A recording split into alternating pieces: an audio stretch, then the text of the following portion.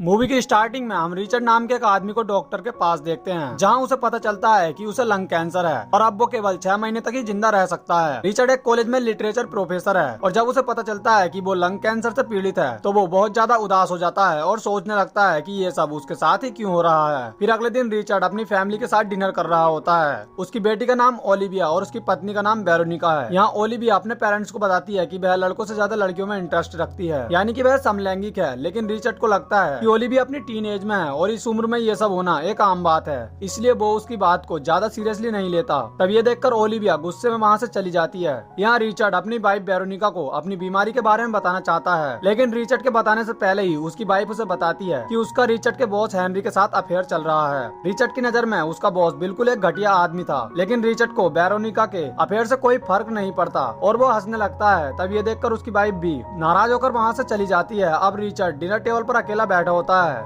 और वो ये डिसाइड करता है कि वो अपनी आगे की लाइफ को अपनी मर्जी से एंजॉय करेगा। फिर अगले दिन हम रिचर्ड को स्कूल में देखते हैं, जहाँ वो उन सभी स्टूडेंट को क्लास से निकल जाने के लिए कहता है जो कि इस कॉलेज में केवल टाइम पास करने और अपने प्रोफेसर के साथ मस्ती करने के लिए आए हैं। तब रिचर्ड की ये बात सुनकर सारे स्टूडेंट उस क्लास को छोड़कर बाहर चले जाते हैं और केवल वही स्टूडेंट क्लास में रुकते हैं जिन्हें रिचर्ड के पढ़ाने का अंदाज बहुत ज्यादा पसंद आता है। रिचर्ड उन सब स्टूडेंट से कहता है कि इस सेमेस्टर वो उनको एक बुक पढ़ने के लिए देगा, जिनसे उन स्टूडेंट को बहुत कुछ सीखने को मिलेगा। इसके बाद रिचर्ड अपने एक दोस्त पीटर से मिलता है और उसके साथ ड्रिंक करता है और उससे कहता है कि वह कुछ दिनों के लिए छुट्टी लेना चाहता है, लेकिन पीटर उससे कहता है कि अभी उसे छुट्टी नहीं मिल सकती। तब रिचर्ड उसे अपने लंग कैंसर के बारे में बताता है। ये सुनकर पीटर को बहुत ज्यादा दुख होता है और वो रिचर्ड से कहता है कि वह उसे छुट्टी दिलाने की पूरी कोशिश करेगा। फिर अगले सीन में हम रिचर्ड को वेरोनिका के पास देखते हैं। अब रिचर्ड अपनी लाइफ को अपने हिसाब से एंजॉय करता है। यहाँ रिचर्ड वेरोनिका को अपनी बीमारी के बारे में बताता है और कहता है कि वो ओलिविया को इसके बारे में कुछ न बताए। इसके बदले में वो वेरोनिका को हेनरी के साथ अफेयर चलाने के लिए पूरी आजादी दे देता है, क्योंकि अब रिचर्ड भी वेरोनिका के रिश्ते से खुश नहीं था। इसके बाद ये दोनों बहुत ज्यादा ड्रिंक कर लेते हैं और पूरी तरह से नशे में डूब जाते हैं। फिर शाम को ओलिविया अपनी एक फ्रेंड को लेकर अपने घर आती है, जिसके साथ ओलिविया रिलेशन में होती है। वो अपने पेरेंट्स को अपने रिलेशन के बारे में बताती है और वो ओलिविया के रिलेशन को एक्सेप्ट कर लेते हैं, लेकिन अपने पेरेंट्स को नशे में देखकर ओलिविया वहाँ से चली जाती है। फिर अगले दिन रिचर्ड सबके सामने ही स्कूल में स्मोक करने लगता है। हालांकि रिचर्ड ने इससे पहले कभी भी स्कूल में स्मोक नहीं किया था। इसके बाद रिचर्ड वहाँ क्लेयर नाम की एक लड़की को देखता है। क्लेयर के अंकल का नाम हेनरी है, जिसके साथ रिचर्ड की वाइफ का अफेयर चल रहा होता है। यहाँ क्लेयर रिचर्ड को बताती है कि वह अपने अंकल को बिल्कुल भी पसंद नहीं करती। यहाँ रिचर्ड उन स्टूडेंट से कहता है कि हमें हमारी लाइफ को खुलकर एंजॉय करना चाहिए, क्योंकि क्या पता कौन सा दिन हमारी जिंदगी का आखिरी दिन हो। इसके बाद रिचर्ड सब स्टूडेंट को एक पब में लेकर जाता है और उन सबको बिस्की पिलाता है और एक लेडी वेटर रिचर्ड के साथ फ्लर्ट करने लगती है। इसके बाद रिचर्ड बाथरूम का बहाना लेकर उस वेटर के साथ इंटीमेट होता है और वापस से स्टूडेंट के पास आता है और उन सब स्टूडेंट को एक मूवी डिक नाम की एक बुक को पढ़कर आने के लिए कहता है। इसके बाद हम रिचर्ड को उसकी फैमिली के साथ देखते हैं, जहाँ वेरोनिका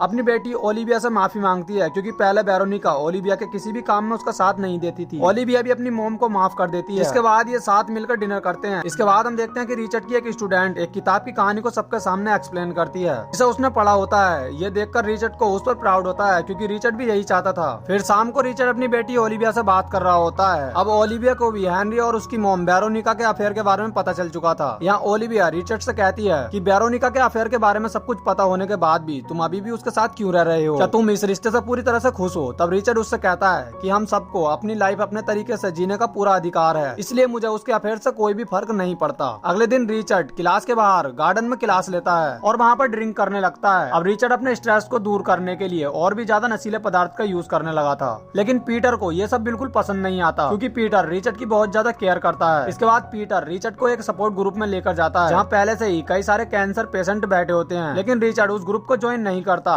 और उन्हें भी सलाह देता है कि वो भी अपना आखिरी समय हंसी खुशी में बिताएं। और ये कहकर रिचर्ड वहाँ से चला जाता है और पीटर के साथ एक बार में जाकर ड्रिंक करने लगता है। यहाँ रिचर्ड पीटर से कहता है कि वह अपनी मौत का इंतजार नहीं करेगा और अपनी फैमिली पर बोझ बनने से पहले ही वह सुसाइड कर लेगा। ये सुनकर पीटर बहुत ज्यादा इमोशनल हो जाता है और रोने लगता है। इसके बाद वहाँ क्लेयर आती है और पीटर अपने घर चला जाता है। क्लेयर अकेली होती है, इसलिए रिचर्ड क्लेयर को कंपनी देने के लिए बाहर में ही रुक जाता है। यहाँ ये दोनों कुछ देर बात करते हैं और क्लेयर रिचर्ड की बातों से बहुत ज्यादा इम्प्रेस हो जाती है और रिचर्ड को अपने साथ डांस करने के लिए कहती है, जिसके बाद रिचर्ड उसके साथ डांस करता है। यहाँ क्लेयर रिचर्ड को किस करने वाली होती है। रिचर्ड की हालत बिगड़ जाती है और उसे हॉस्पिटल में एडमिट कराया जाता है। इसके बाद रिचर्ड अपने अंतिम समय के लिए हेनरी से छुट्टी मांगता है। हालांकि हेनरी पहले तो उसे छुट्टी नहीं देता, लेकिन रिचर्ड के कुछ देर बहस करने के बाद उसे छुट्टी मिल जाती है। रिचर्ड अपना आखिरी क्लास लेता है। क्लेयर स्टूडेंट को अपनी किताब की कहानी एक्सप्लेन करती है और कहती है कि प्यार हमारी अपनी जिंदगी में एक अहम भूमिका निभाता है। इसके बाद स्टूडेंट रिचर्ड को उसका आखिरी स्पीच देने के लिए कहते हैं, जिसके बाद रिचर्ड अपना आखिरी स्पीच देता है और कहता है कि हम सबको अपनी लाइफ उसी तरीके से जीनी चाहिए जैसे कि हम जीना चाहते हैं। हमें अपनी लाइफ के हर एक दिन और हर एक लम्हे को एंजॉय करना चाहिए। इसके बाद हम देखते हैं कि रिचर्ड की हालत अब और भी ज्यादा बिगड़ने लगती है। फिर रिचर्ड और पीटर चर्च में जाते हैं, जहाँ पीटर रिचर्ड को गले लगाकर बहुत ज्यादा रोता है। इसके बाद रिचर्ड एक डिनर पार्टी रखता है और वेरोनिका के साथ हेनरी को भी इनवाइट करता है। यहाँ रिचर्ड सबको अपनी बीमारी के बारे में बताता है और वो उन्हें ये भी बताता है कि उसकी वाइफ का हेनरी के साथ अफेयर होने के बावजूद भी उसने अपनी वाइफ से प्यार करना नहीं छोड़ा